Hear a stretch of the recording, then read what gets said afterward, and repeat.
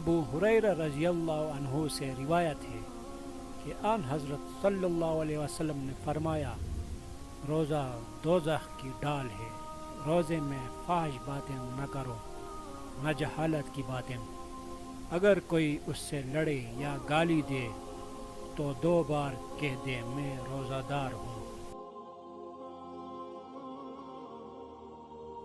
قسم اس کی جس کے ہاتھ میں میری جان ہے، روزہ دار کے منہ کی بو اللہ کے نزدیک مشک کی خوشبو سے بہتر ہے۔ اللہ فرماتا ہے، روزہ دار میرے لیے اپنا کھانا پانی چھوڑ دیتا ہے اور اپنی خواہش ترک کر دیتا ہے۔ روزہ خاص میرے لیے ہے اور میں خود ہی اس کا بدلہ دوں گا، اور ایک نیکی کے بدلے 10 نیکیوں کا ثواب ملے گا۔